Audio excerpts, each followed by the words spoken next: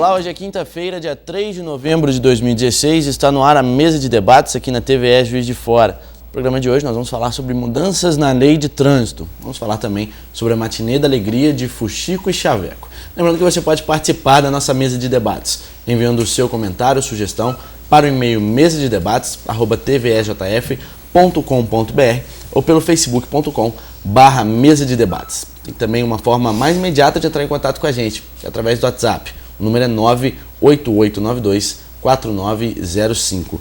Como debatedor hoje, nós recebemos o professor Erickson Aragão e a jornalista Letícia Neri. Como convidados de hoje, nós recebemos o instrutor de trânsito Leonardo Tagliati e vamos receber ainda hoje também os palhaços Fuxico e Chaveco. E o Código de Trânsito recebeu mudanças a partir deste mês. Agora, a lei seca está mais rígida, com a multa para quem dirigir alcoolizado aumentando em pouco mais de R$1.000. Hoje aqui na mesa de debates, você vai entender o impacto dessa e de outras alterações no Código.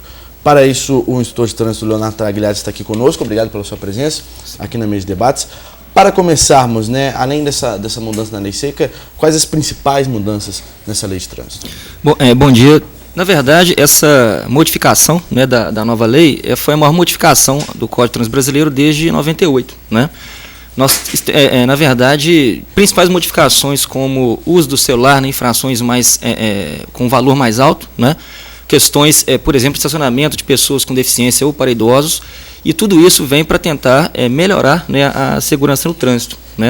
Então é a Lei 13.281, que veio a modificar, que entrou em vigor agora de 1º de novembro, e é mais uma chance, na verdade, mais uma proposta em relação às nossas leis para tentar reduzir a quantidade de mortes no trânsito, que hoje é algo assim alarmante. A questão, por exemplo, do Brasil, nós temos em média 50 mil pessoas que morrem por ano no nosso trânsito. Então nós temos aí a questão de multas mais caras para tentar resolver esse problema, essa calamidade pública que a gente sofre.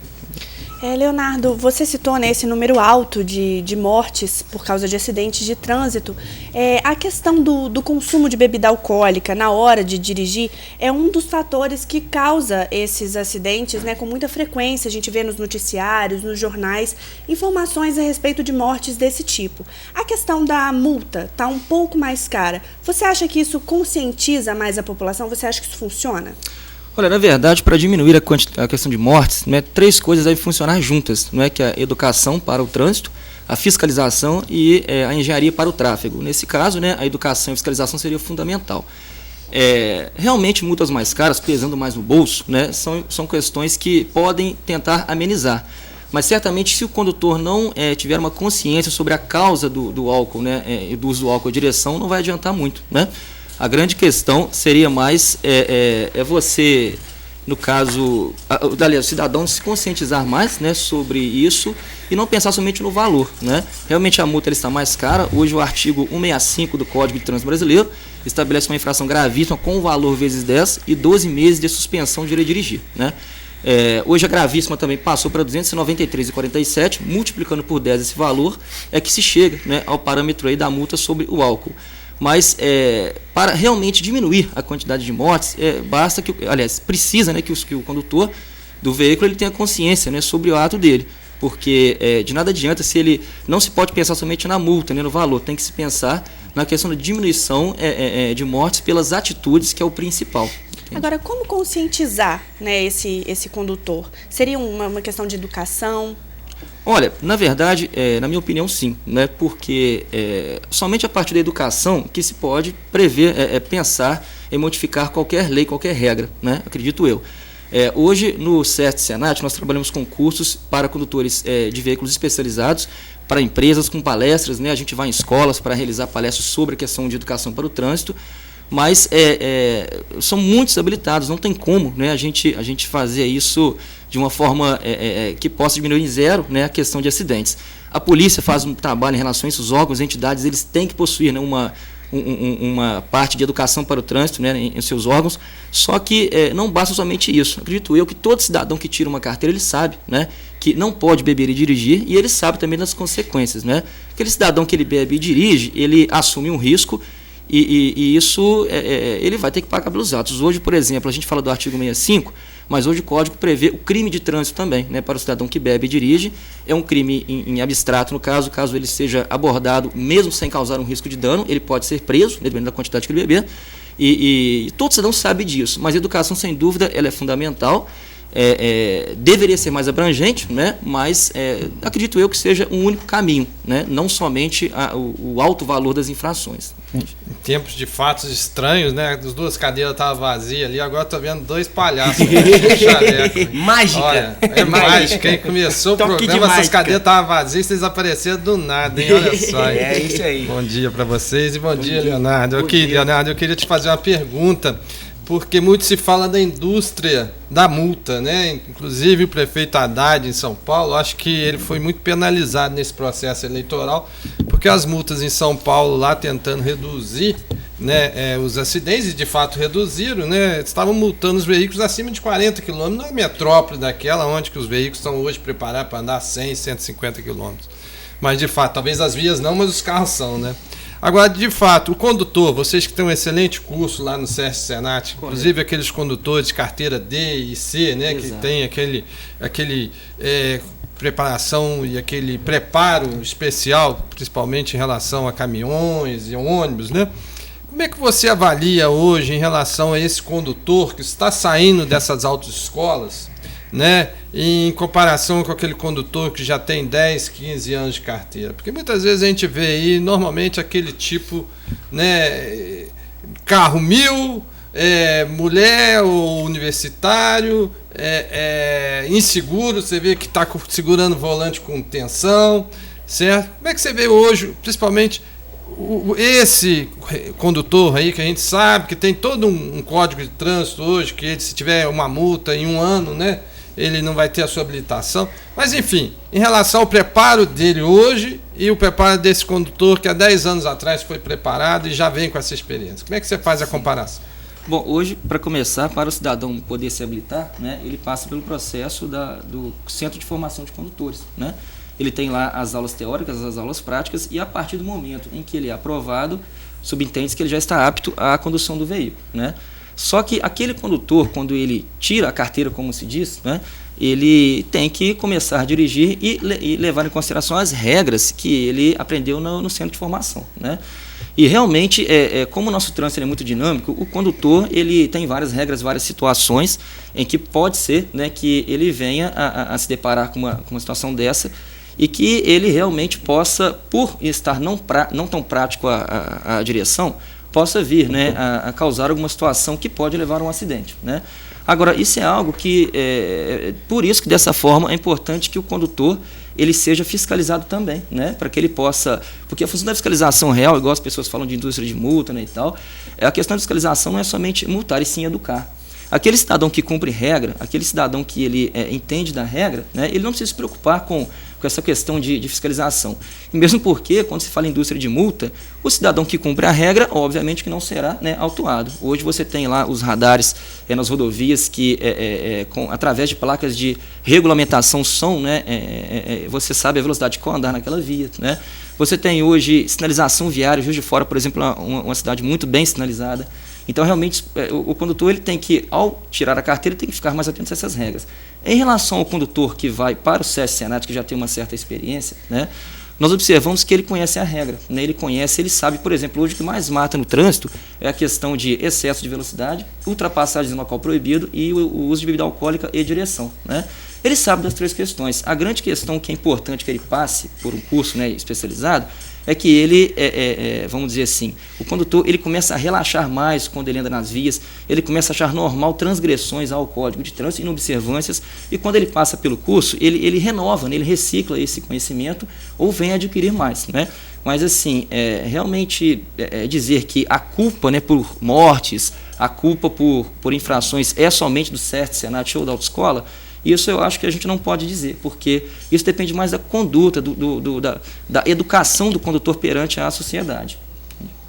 Agora, sobretudo nesse cenário de multas, quem que pode multar? É só a Polícia Militar, aquela do bonezinho branco, que é específica do trânsito? É só o agente de trânsito? Ou qualquer cidadão que vê uma irregularidade, ele pode, assim como todo cidadão pode até dar ordem de prisão em determinadas situações de flagrante, ele pode procurar tomar alguma iniciativa? Você vê nisso a possibilidade do cidadão comum fazer também o cumprimento da legislação de trânsito? Bom, na verdade, quando se fala em trânsito, né, quando se fala em autuações, né, em multas, somente mesmo a pessoa preparada para isso, que pode ser o policial militar, né, poderá ser um agente do Detran, um policial rodoviário federal, né, ou seja, uma pessoa preparada para este intuito que ele poderá realizar isso. Isso está descrito no Manual Brasileiro de Fiscalização de Trânsito, da Resolução 371, né, e 561. Então, não pode ocorrer de um cidadão observar uma inobservância ao código, passar para um agente e ele autuar. E é importante que a gente fale também que o agente da autoridade de trânsito ele só pode realizar autuações devidamente uniformizado ou fardado, no caso do policial militar, e caso utilize viatura, essa deverá estar caracterizada, né? Porque a principal função da fiscalização é educar o condutor, entende? Porém, essas autuações podem ocorrer sem abordagem, isso prevê o Código de Trânsito Brasileiro também. Agora, um cidadão comum, por ele não ter o preparo, ele não pode simplesmente, por exemplo, verificar alguém avançando no sinal, passar essa placa para o policial e o policial autuar. Isso não é permitido por nossa lei. Essa questão do cidadão comum, né, me lembra um pouco também da situação dos pedestres, porque a gente fala muito, né, em leis de trânsito e lembra bastante dos motoristas, dos condutores dos veículos. Mas é importante a gente ressaltar também que os pedestres precisam compreender como funcionam essas leis de trânsito e respeitar também para que os casos como atropelamentos e situações assim não aconteçam, não é mesmo, Leonardo? Correto. Hoje, quando a gente fala em trânsito, né, o trânsito não é somente veículos automotores, nós temos pedestres, nós temos animais que fazem trânsito, né, seja ele irregular ou não, entende? E existem regras para todos. Por exemplo, o pedestre, ele tem um local apropriado para ele andar, que é a calçada ou o passeio, né? Caso não tenha, ele deverá andar no bordo de pista em fila. A bicicleta é a mesma coisa, a bicicleta ela deverá andar no bordo de pista, caso não tenha ciclofaixa ou ciclovia, não é? No caso, em Juiz de Fora hoje nós temos a ciclorrota para orientar o ciclista. Agora, o CONTRAN, que é o nosso Conselho Nacional de Trânsito, que é o nosso órgão normativo e consultivo e coordenador da União, ele não estabeleceu ainda normas para autuações para pedestres, né? E para ciclistas também não, correto? Somente para automotores. Porém, esses condutores de bicicleta, né? Esses pedestres, como todos nós somos, nós tem que ter uma consciência sobre o que a gente pode causar na via. Por exemplo, hoje a gente observa em Juiz de Fora, a Avenida Getúlio Vargas, muitos pedestres atravessando fora da passagem de pedestres, não respeitando o foco, né? E o trânsito é feito por todos nós. Agora, eu acredito que o pedestre, mesmo não tendo essa orientação, todos os pedestres sabem, né, sobre o que pode levar a um atropelamento, atravessando um local sem visibilidade suficiente, fora do local apropriado a ele, né? Porém, talvez o grande problema que a gente vê que isso vem aumentando é por falta, às vezes, de penalização, né? Penalidades. Nós temos, então, o Código, a questão de educação e fiscalização. Educação é fundamental, mas sem penalidade também não chega ao patamar que nós desejamos. Bom, nós vamos para um rápido intervalo. Na sequência, vamos continuar falando sobre essas alterações na lei de trânsito. Voltamos já.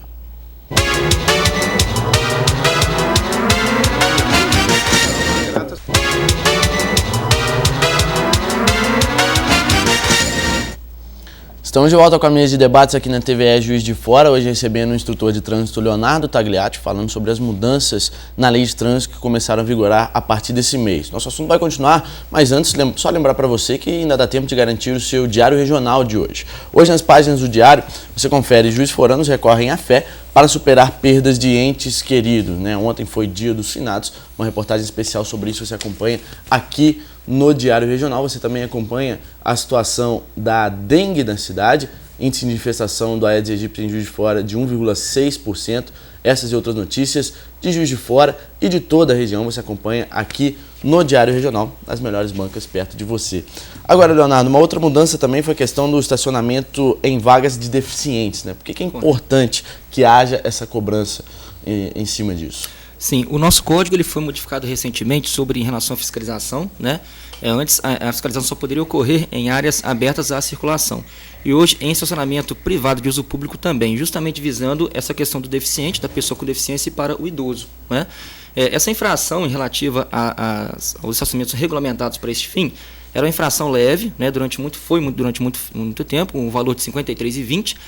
Com a Lei 13.146, a Lei de Acessibilidade, ela se tornou uma infração grave, e agora, com, né, essa nova Lei 13.281, se tornou uma gravíssima, né, o estacionamento em vagas para pessoas com deficiência ou para o idoso, mesmo em estacionamento de uso público, né. Isso, na minha opinião, é algo que é o correto, né, visto que essas pessoas com restrição de mobilidade, elas não podem estacionar em qualquer lugar, visto que próximo a essas vagas geralmente tem uma rampa de acesso, um local de melhor acessibilidade, né, e aquele cidadão que estaciona nessa vaga é um cidadão que ele não está, vamos dizer assim, seguindo regras da sociedade, porque ele atrapalha e muito essa pessoa. O nosso código já prevê regras sobre essas vagas, né, Resolução 304 e 303, né, para pessoas com deficiência e o idoso. E agora vamos ver, né, se com aumento, porque hoje se o cidadão estaciona nessa vaga, ele vai pagar uma multa de R$ 293,47 por ser uma gravíssima, 7 pontos na CNH. Vamos ver se isso é uma forma de tentar coibir o infrator, né, de realmente atrapalhar esse cidadão que precisa desta vaga. Vale a gente ressaltar que não é estacionar só por um minutinho, rapidinho para ir ali, também não pode. Não pode. Na verdade, o que acontece? O nosso código, para esse tipo de conduta, no caso, nós temos a diferença entre parada e estacionamento, né? A parada, de acordo com o artigo 47 do CTB, é para o embarque, é o tempo estritamente necessário para o embarque e o desembarque de passageiros.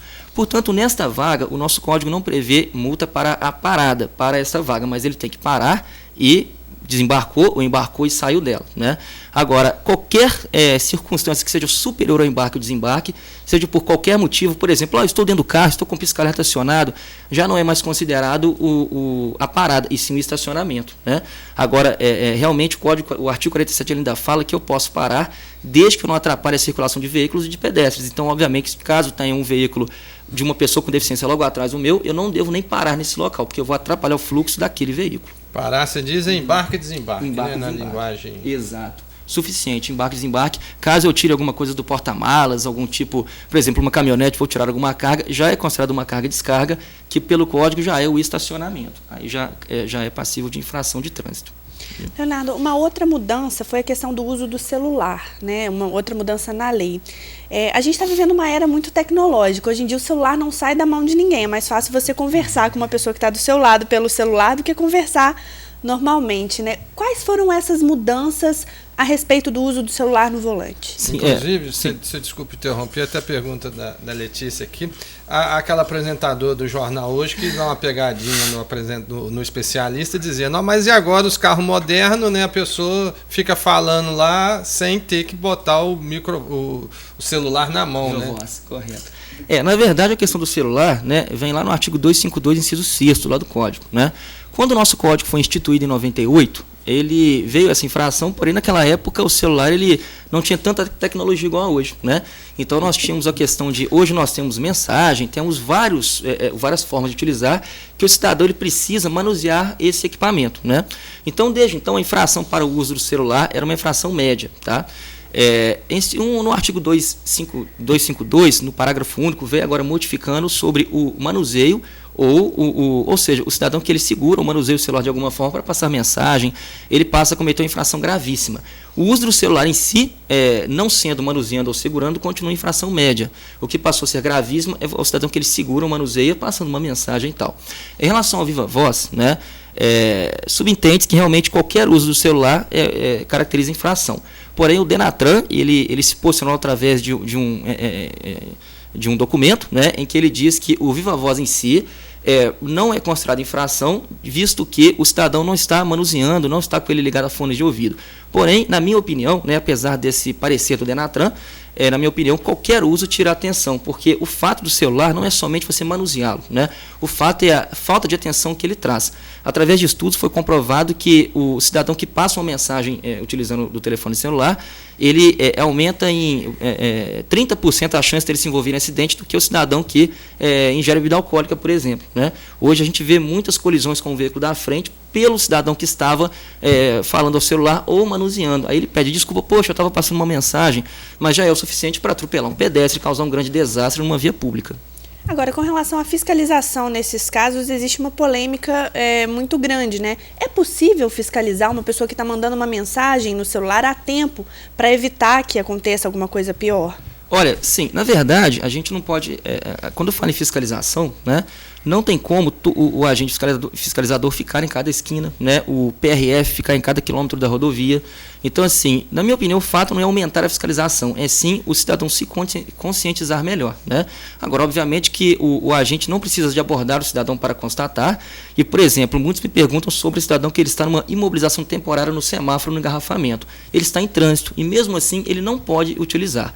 E realmente o viva voz seria uma infração difícil de se constatar. Agora, o cidadão utilizando-se, né, mandando uma mensagem, tal, o fato de ele estar utilizando o celular, mesmo para qualquer que seja o motivo, já é, vamos dizer assim, o fato de ocorrer uma infração que, no caso, seria gravíssima. Agora, falou em rodovia aí, você podia desmistificar ou falar a verdade para nós em relação ao farol, né? Porque tem um vídeo na internet em que mostra que os carros de farol apagado, eles passam impunemente nos radares.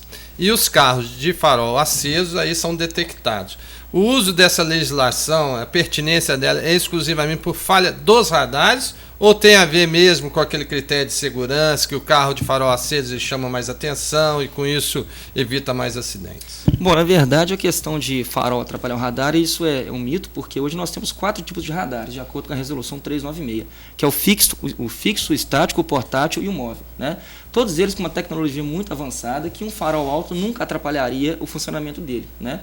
Na verdade, o uso de farol ele já vem recomendado desde a resolução 18 do CONTRAN, né, sobre o uso dele em rodovia, só que antes era somente recomendado, né? Veio agora a Lei 13.290. Na verdade, essa lei ela veio a obrigar em rodovias o uso do farol baixo, lembrando que não é a luz de posição farolete, é o farol baixo, né? Na verdade, a função principal é reduzir a quantidade de acidentes. Porque todo condutor que está acostumado a viajar em rodovias, ou, né, qualquer que seja a via, sabe que quando vê um cidadão com o farol acionado, a visibilidade fica muito melhor, né? Seja qualquer hora do dia. E nesse caso, foi constatado através de estudos também que realmente reduz a quantidade de acidentes quando as pessoas andam, né, com o farol acionado. Então, o fato de o pessoal falar é mais multa, é mais penalidade, na verdade, tudo que a gente puder fazer para evitar mortes é o suficiente, porque o Brasil hoje ele vem em quarto no mundo em relação a mortes no trânsito, né? E eu acredito que todos têm algum conhecido que já morreu no trânsito ou ficou com sequelas por resto da vida. Então, a questão dessas leis, na verdade, basta que o cidadão cumpra, né? Hoje, por exemplo, tem tecnologias igual o farol DRL, que veio da resolução 227, que é o farol de uso diurno que o cidadão pode utilizar caso o veículo dele tenha, né? Então, assim, esse é mito também que o farol ligado o tempo inteiro vai desgastar mais o veículo, vai gastar mais combustível. A questão mais é a segurança, né? Não é a questão de radar, de por aí vai. O radar está ali porque, na verdade, quando você coloca um radar na via, não se pode colocar em qualquer lugar. Todos que trabalham com fiscalização sabem que o radar só pode ser colocado a partir do momento que ocorreu um estudo prévio daquele local, né, onde muita gente já morreu. É o caso do radar de Eubank de 30 por hora. É um trecho que, se você for conversar com a PRF daqui de Juiz de Fora, eles vão nos informar que é um trecho que tinha um alto índice de acidentes por conta de imprudência do condutor. E hoje diminuiu por conta daquela lombada eletrônica, que é aquele radar, correto? Uhum. Agora, de que forma específica um instrutor de trânsito atua, né, nesses casos? Sim, aí que é importante a gente, né, o SEST Senat, por exemplo, a principal função dele é a educação, né? Nós temos cursos lá voltados para a direção defensiva, a gente passa noções de primeiros socorros, legislação de trânsito atualizada, né? E a nossa função, na verdade, é conscientização, né? Porque não adianta o cidadão ir para o SEST Senat pensando somente em adquirir um certificado. Ele tem que ir lá com o intuito de também, com a cabeça aberta para adquirir novos conhecimentos, né? E a gente faz o possível, lá a gente passa informações, dicas, explica, convence o condutor sobre o uso de farol, sobre cumprir as regras. Agora, eu digo muito que a gente não consegue mudar o mundo, a gente consegue mudar somente a nossa atitude, né? E se o cidadão ele não consegue se conscientizar, não vai adiantar ele ser autuado, não vai adiantar ele ir para o SEST Senat, ele tem que pensar, né, nas atitudes que ele vai ter no volante. Somente assim nós vamos diminuir a quantidade de mortes no trânsito. E a escola é só para motoristas profissionais ou o motorista amador também pode fazer esse curso? Esse curso. Bom, lá nós temos cursos voltados para o taxista, que ele pode fazer com categoria B, né? Cursos voltados para o transporte de produtos perigosos, que o condutor pode fazer com categoria B, C, D ou E. cargas indivisíveis, coletivo de passageiros, né, ônibus urbano, ônibus coletivo rodoviário, com categoria D, transportes escolares, e qualquer cidadão, né, tendo esse pré-requisito poderá fazer, desde que ele tenha os 21 anos, cobrados para os cursos especializados. Temos cursos para motofretista, né, Juiz de Fora também, que os antigos motoboys, né, eles fazem curso conosco também, e qualquer cidadão. E nós temos também um projeto novo, começando ainda esse mês, né, que é uma escola de motoristas, onde o cidadão poderá fazer de forma gratuita, sem pagar nada conosco, um curso onde ele vai ter prática, né, na carreta, no ônibus, vai ter a parte teórica também, e ele vai sair pronto para poder enfrentar o trânsito, né, onde poderemos também indicar para alguma empresa, as quais nós temos contato, a questão de uma empregabilidade que poderá surgir. Só antes da gente poder chamar um intervalo, se você puder passar algum contato também para quem Correto. esteja E antes, João, rapidinho também, a questão do ciclo motor agora é multa, né? Não tem mais meio termo, não. Né? O ciclomotor, né, a famosa cinquentinha, ele na verdade, ele está no Código de Trânsito desde 98, porém, faltava regulamentação, né? E a cinquentinha, o que é o ciclomotor? É o veículo com até 50 cilindradas ou que desenvolve uma velocidade de até 50 km por hora. Faltava uma regulamentação para a autuação. Porém, hoje, né, a partir de 1º de novembro, o cidadão que circular sem a ACC, que é a autorização para conduzir ciclomotor, ele está sujeito a uma multa, que é uma infração gravíssima, vezes 3 o valor, e retenção do veículo para a regularização, que é o artigo 162 primeiro do Código de Trânsito Brasileiro.